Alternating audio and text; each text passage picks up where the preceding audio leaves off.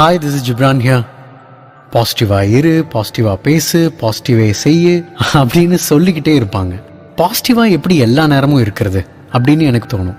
அது எல்லாம் இந்த கதையை கேட்கறதுக்கு முன்னாடி வரைக்கும் தான். ஒரு கம்பெனியில் ராஜான்னு ஒருத்தன் வேலை பார்த்துட்டு இருந்தான்.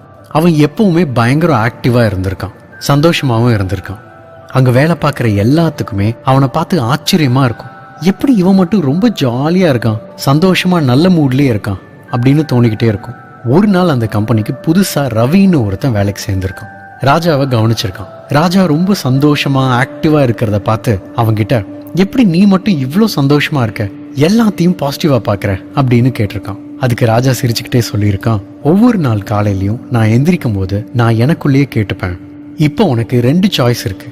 நீ சந்தோஷமான விஷயத்த யோசிச்சுட்டு இன்னைக்கு ஃபுல்லா சந்தோஷமா இருக்க போறியா, இல்ல சோகமான விஷயத்த எதையாவது நினைச்சுக்கிட்டு நாள் ஃபுல்லா டல்லா இருக்க போறியா அப்படின்னு. நாள் ஃபுல்லா டல்லா எதுக்கு இருக்கணும், சந்தோஷமான விஷயத்தையே யோசிக்கலாம் அப்படின்னு அதையே சூஸ் பண்ணி நாள் முழுக்க சந்தோஷமாவே இருக்கேன் அப்படின்னு சொல்லியிருக்கான். இதை கேட்டுட்டு இருந்த ரவி, சரி ஓகே, உனக்கு ஏதாவது கெட்டது நடந்துச்சுன்னா நீ என்ன பண்ணுவ அப்படின்னு கேட்டிருக்கான். அதுக்கு ராஜா சொல்லியிருக்கான், அங்கேயும் எனக்கு 2 சாய்ஸ் இருக்கு.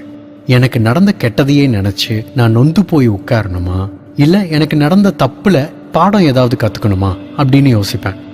நொந்து போய் உட்கார்ந்துட்டு இருந்தா நான் அப்படியே உட்கார்ந்துட்டு இருக்க வேண்டியதுதான். அதனால நடந்த தப்பு ஏன் நடந்துச்சு அப்படின்னு யோசிச்சு அது திரும்ப நடக்காம பாத்துக்கலாம் அப்படின்னு அதையே சூஸ் பண்ணுவேன் அப்படின்னு சொல்லியிருக்கான். இதை கேட்டுட்டு இருந்த ரவி, சரி ஓகே, ஆனா யாராவது உன்னை பத்தி தப்பா பேசினாங்கன்னா அப்ப நீ என்ன பண்ணுவ அப்படின்னு கேட்டிருக்கான். அதுக்கு ராஜா சொல்லியிருக்கான், அப்பவும் என்கிட்ட 2 சாய்ஸ் இருக்கே. அவங்க தப்பா பேசினதை நினைச்சு அப்செட் ஆகலாம், இல்லைன்னா அதுக்கு பின்னாடி ஏதாவது ஒரு பாசிட்டிவ் சைடு இருக்கா அப்படின்னு பார்ப்பேன். தப்பா பேசுறவங்க பேசிட்டு தான் இருப்பாங்க, அவங்கள போய் நான் திருத்த முடியாது. ஆனா அவங்க பேசினதுல இருந்து ஏதாவது பாசிட்டிவ் இருந்துச்சுன்னா அது என்ன மாத்திக்க ஹெல்ப் பண்ணும். அதனால நான் அதையே சூஸ் பண்ணுவேன் அப்படின்னு சொல்லியிருக்கான். ராஜா தொடர்ந்து ரவி கிட்ட சொல்லியிருக்கான், நம்ம கிட்ட எப்பவுமே 2 சாய்ஸ் இருக்கு. அந்த 2 சாய்ஸ்ல நாம எதை சூஸ் பண்றோங்கிறதுல தான் நம்மளோட லைஃபே இருக்கு. ஒரு சாய்ஸ் நம்மளை எப்பவுமே வருத்தப்பட வச்சு சங்கடப்பட வச்சுக்கிட்டே இருக்கும். இன்னொரு சாய்ஸ் நம்மளை சந்தோஷமா சிரிச்சுக்கிட்டு நல்ல மூட்லயே வச்சிருக்கும். என்ன கேட்டா முதல் சாய்ஸ் எடுத்தா நம்மளை வேலையே செய்ய விடாது, முடங்கி போட்டுடும். ஆனா 2வது சாய்ஸ் எடுத்தேன்னா எப்பவுமே சந்தோஷமாவே இருக்கலாம், உன்னை சுத்தி இருக்கிறவங்களே உன்னால சந்தோஷமா வச்சுக்க முடியும் அப்படின்னு ராஜா ரவி கிட்ட சொல்லியிருக்கான். இந்த இன்சிடென்ட்டுக்கு அப்புறம் ராஜா வேற ஒரு கம்பெனிக்கு வேலைக்கு போயிட்டான். ரவியும் வேற ஒரு கம்பெனிக்கு வேலைக்கு போயிட்டான். ரொம்ப வருஷம் கழிச்சு ராஜாவுக்கு ஆக்சிடென்ட் ஆயிருக்கிறதா ரவிக்கு நியூஸ் வந்திருக்கு. ராஜா எந்த ஹாஸ்பிட்டல்ல இருக்கான் அப்படின்னு விசாரிச்சுட்டு ரவி போய் பார்த்திருக்கான்.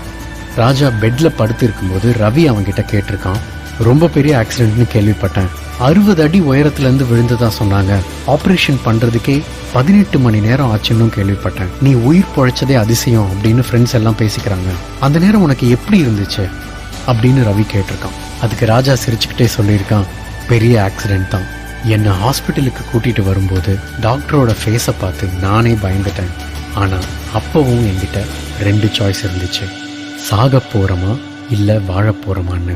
செத்தா என்ன நடக்கும்னு நமக்கு தெரியாது, அதனால வாழ்ந்து பார்த்துக்கலான்னு முடிவு பண்ணி டாக்டர் கிட்ட சொன்னேன், டாக்டர் வாழலான்னு முடிவு பண்ணிட்டேன், அதனால எனக்கு எதுவும் நடக்காது, நீங்க தைரியமா ஆப்ரேஷனை பண்ணுங்க அப்படின்னு சொன்னதா ராஜா சொல்லியிருக்கான்.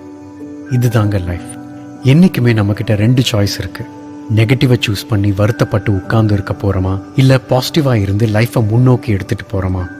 நெகட்டிவா இருந்தா உட்கார்ந்து அழுதுகிட்டே இருக்க வேண்டியதுதான், அதுக்கப்புறம் எதுவுமே நடக்காது.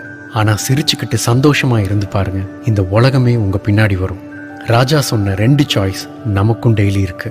காலையில எந்திரிக்கும் போது நமக்கு நடந்த நல்ல விஷயத்த மட்டும் யோசிச்சுட்டு எந்திரிங்க, அந்த நாள் ஃபுல்லா நல்லா இருக்கும். கெட்ட விஷயத்த யோசிச்சுட்டு எந்திரிங்க, அந்த நாள் ஃபுல்லா வீணா போயிடும். சந்தோஷமா பாசிட்டிவான விஷயங்களை மட்டுமே யோசிச்சு நம்மளை சுத்தி இருக்கிறவங்களையும் சந்தோஷமா வச்சுப்போம். தேங்க்யூ. உன் வாழ்க்கை உன் கையில்.